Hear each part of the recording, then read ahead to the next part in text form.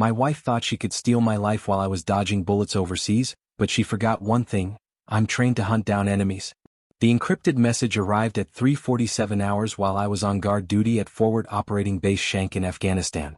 My name is Sergeant Derek Hawthorne, 38 years old, and I've been serving with the 10th Mountain Division for 16 years. The subject line read, "Urgent. Unauthorized access to joint accounts from our bank's fraud prevention unit." I opened the message in the dim light of the communications bunker, thinking it was probably just another false alarm. Instead, I discovered that $73,000 had been withdrawn from our joint savings account. Money I'd been accumulating through combat pay and deployment bonuses for the past 18 months. Every penny was gone. I closed the laptop and continued my watch shift, scanning the perimeter through night vision goggles. My breathing stayed steady, my hands remained calm on my weapon. 15 years of military training doesn't just disappear because your personal life explodes. But my mind was already working, processing, planning. When my shift ended at 8 o'clock, I called the bank's international line from the Secure Communications Center. The representative, a woman named Patricia, walked me through the transactions. Every withdrawal had been authorized using my wife Sarah's power of attorney, a document I'd signed before deployment to handle routine household expenses, not to liquidate our entire savings. "Sir, the withdrawals show they were made in person at our downtown branch," Patricia explained. "The signature matches what we have on file." "What were the amounts and dates?" I asked, pulling out my field notebook. "March 15th, $25,000. March 22nd, $30,000. April 3rd, $18,000. All approved by Sarah Hawthorne using your joint power of attorney." I thanked Patricia and hung up. Sarah knew I couldn't call her directly during operational hours. She'd been counting on that. Our marriage had been solid for 8 years or so, I thought. Sarah worked as a physical therapist at the VA hospital in Colorado Springs, near Fort Carson where we were stationed. She understood military life, supported my career, even encouraged my deployments for the financial benefits. At least that's what she told me. Looking back, the signs had been there before I deployed. Sarah started working late more often, took weekend trips to Denver with friends I'd never met, and became increasingly critical about military housing and our limited social life. She kept pushing for us to buy a bigger house, somewhere off base in a normal neighborhood. "I'm tired of living like we're still in college," she'd said during one of our last arguments before deployment. "Everyone else our age has a real house, real careers. I want more than this." I'd suggested waiting until I returned from Afghanistan to make any major decisions. She'd agreed, or so I thought. But I hadn't survived multiple combat deployments by trusting appearances. Call it paranoia or experience, but I'd made some quiet preparations before leaving. I moved important documents to a safety deposit box that only I could access. I set up automatic transfers from my deployment pay to a separate account at a different bank, an old habit from my first deployment when a buddy's wife cleaned out everything while he was in Iraq.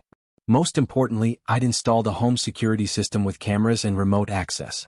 Sarah thought it was for burglary protection while I was gone. She didn't know I could monitor the feeds from Afghanistan. That night, I logged into the security system from my laptop. The timestamp showed 1,430 hours Colorado time. Sarah would be home from work. Instead, I saw a man I didn't recognize sitting on my couch, drinking from my coffee mug, watching my television. He was tall, mid-30s, wearing expensive clothes that didn't match the salary of anyone Sarah worked with at the VA. I watched for 2 hours as this stranger moved through my house like he owned it. He used my bathroom, ate food from my refrigerator, even wore one of my Colorado Rockies t-shirts. Sarah came home at 1700 hours, kissed him like they'd been together for months, and they cooked dinner in my kitchen.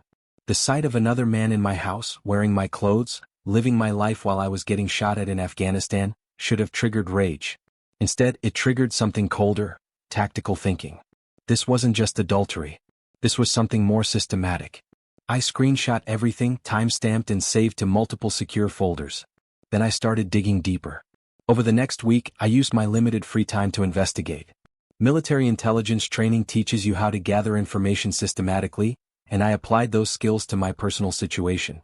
I accessed our cell phone records through the family plan account, traced financial transactions through online banking, and monitored our home security feeds daily. The pattern that emerged was troubling. Sarah's new boyfriend, license plate searches revealed his name as Trevor Castellanos, wasn't just some random guy she'd met. He had a system. Trevor would arrive at our house every Tuesday and Thursday while Sarah was at work, spending hours going through our financial documents, photographing bank statements, and using our home computer. He'd installed his own laptop on my desk and spent time researching property values, VA loan requirements, and military deployment schedules. On April 10th, I watched through our security camera as Trevor and Sarah spread documents across our dining room table. I couldn't read the papers clearly, but I could see official letterheads and signature lines. Sarah signed multiple documents while Trevor pointed to specific sections. That's when I called Specialist Rodriguez, who worked in our unit's communications section and had a background in digital forensics before enlisting. "Sarge, you need someone to look into something unofficially?" Rodriguez asked when I explained my situation. "Nothing that violates regulations," I clarified. "Just help me understand what I'm looking at." Rodriguez helped me enhance the security camera footage and trace digital footprints. What we discovered made my blood run cold. Trevor Castellanos had done this before, multiple times. Public records showed that Trevor had been involved in at least 6 property transactions over the past 3 years, all involving homes originally purchased with VA loans by deployed service members. In each case, the military spouse had refinanced or sold the property while their husband was overseas, often at below-market prices to buyers connected to Trevor.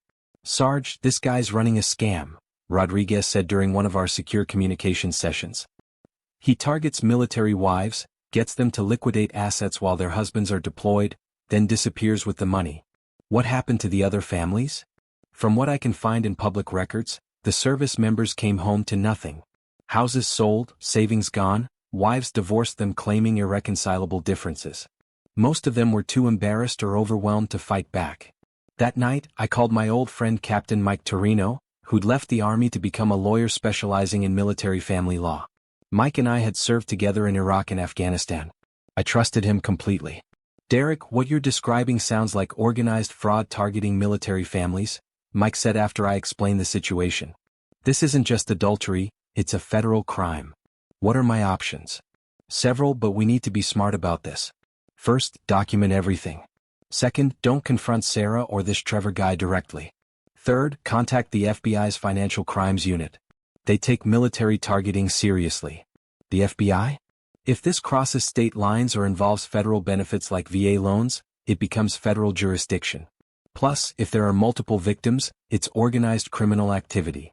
Mike helped me file reports with the FBI's Financial Crimes Section and the Army's Criminal Investigation Division. But more importantly, he taught me how to protect myself legally while gathering evidence. "Derek, you have advantages these other guys didn't," Mike explained. "You're still actively deployed, which means Sarah can't divorce you without specific legal procedures. You have time to build a case." "How much time?" "If she tries to file for divorce while you're deployed, military law requires specific notifications and waiting periods. Plus, any major financial decisions involving VA loans require your physical presence and notarized signature. If she's forging documents, that's federal fraud." Over the next month, I built a comprehensive case while maintaining my military duties. Every morning at 0500 before my shift started, I spent an hour documenting Trevor's activities through our security system. Every evening, I researched property records, financial transactions, and background information on both Sarah and Trevor. What I discovered was more extensive than I'd imagined. Trevor Castellanos wasn't his real name. He was actually Trevor Castillo with a criminal history including fraud and identity theft charges in Nevada and Arizona. He'd been arrested twice for schemes targeting elderly people and once for real estate fraud. More importantly, I found connections to 2 other men running similar operations across different states. This wasn't just one predator, it was an organized network specifically targeting military families during deployments. I contacted the other victims Rodriguez had identified. 3 of them agreed to share their stories. Master Sergeant Paul Hendricks had lost his house in North Carolina while deployed to Syria. Staff Sergeant Kevin Lynch came home from a Navy deployment to find his wife had sold their home in Virginia and disappeared with $80,000 in savings. Sergeant First Class Anthony Valdez discovered his wife had remortgaged their Texas property and stolen his military pension contributions. All 3 cases involved men connected to Trevor's network. All 3 victims had been too overwhelmed or embarrassed to pursue criminal charges. All 3 had simply accepted the loss and tried to rebuild their lives. I wasn't going to be victim number 4. On May 15th, exactly 2 months after the first fraudulent withdrawal, I received an email from Sarah. The subject line read, "We need to talk about our future." The message was brief. "Derek, I've been thinking a lot while you've been gone. I think we want different things in life. I've filed for separation and I'm moving out of base housing. I hope we can handle this maturely when you get back. I've moved some money around to secure an apartment and cover expenses. We can discuss details when you return." I stared at the email for a long time. Sarah thought she was informing me of decisions she'd already made. She had no idea I'd been watching every move for 2 months. I forwarded the email to Mike and called him on the secure line. "This is perfect," Mike said. "She just confessed to moving money around in writing. Plus, she can't legally file for separation while you're deployed without following specific military procedures." "What's our next move?" "We spring the trap. I'm filing an emergency injunction to freeze all remaining joint assets and contest any unauthorized transactions. Plus, I'm requesting an investigation into fraud committed against a deployed service member." "Will that work?" "Derek, you've been building a federal case for 2 months. You have video evidence, financial records, connections to other victims, and now a written confession. This isn't going to be a difficult case to win." 3 days later, Sarah called me on the emergency family line, something she'd never done during my entire deployment. "Derek, the bank called," she said, her voice tight with stress. "They've frozen our accounts. They're saying something about fraud investigations and unauthorized transactions." "What did you do?" I let the question hang in the air for a moment. In the background, I could hear Trevor's voice asking what was wrong. "I protected my assets from theft," I said calmly.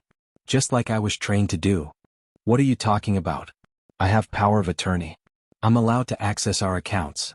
Power of attorney for household expenses, not for liquidating our entire savings. Not for forging my signature on refinancing documents." Silence.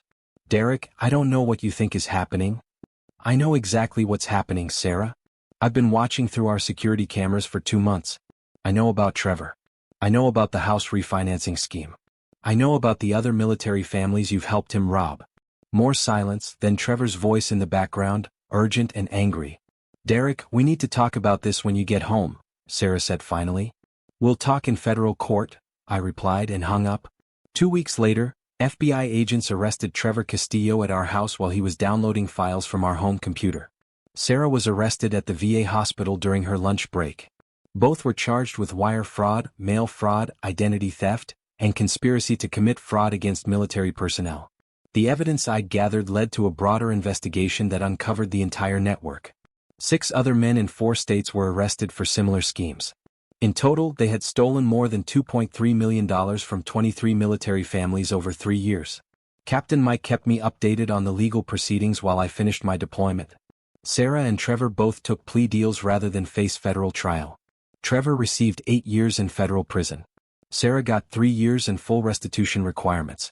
But the most satisfying part wasn't the criminal convictions. It was the civil recovery. Because Sarah had used forged documents to refinance our house, the entire loan was invalid. The bank had to restore our original mortgage terms and refund all fees associated with the fraudulent refinancing. Because she'd stolen money from joint accounts while I was deployed, military law required full restitution plus penalties. Because Trevor had used our home as a base of operations for federal crimes, we were entitled to additional damages under victim compensation statutes. In total, I recovered $127,000, significantly more than what had been stolen. I returned from Afghanistan in August to find our house empty except for my personal belongings, which had been carefully preserved by FBI agents during their investigation. Sarah had moved back to her parents' house in Ohio. Trevor was beginning his prison sentence at a federal facility in Colorado. The local news covered the story extensively. "Multi-state fraud ring targets military families," was the headline in the Colorado Springs Gazette. Sarah's mugshot appeared on television and in newspapers across the state. Her employment at the VA hospital was terminated immediately. More importantly, the FBI used our case to create new protective protocols for military families during deployments. Banks were required to flag large withdrawals from accounts belonging to deployed service members. Real estate transactions involving VA loans required additional verification when one spouse was overseas. My story helped prevent other families from becoming victims. 6 months after returning from deployment, I received a letter from Master Sergeant Paul Hendricks, one of the other victims I'd contacted during my investigation. "Derek," he wrote, "the FBI contacted me about your case. Because of the evidence you gathered, they were able to reopen my case. I'm getting my house back and the guy who stole it is going to prison. My family owes you everything. thank you for fighting when the rest of us couldn't. I received similar letters from Kevin Lynch and Anthony Valdez. All three families recovered their stolen assets because my investigation had exposed the network. As for Sarah, I never spoke to her again after that phone call from Afghanistan. Our divorce was finalized while she was in federal custody. I kept the house, the restored savings, and my military career.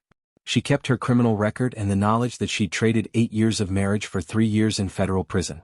I stayed in the Army until my 20-year retirement, then used my military benefits to start a security consulting business specializing in protecting deployed service members' assets.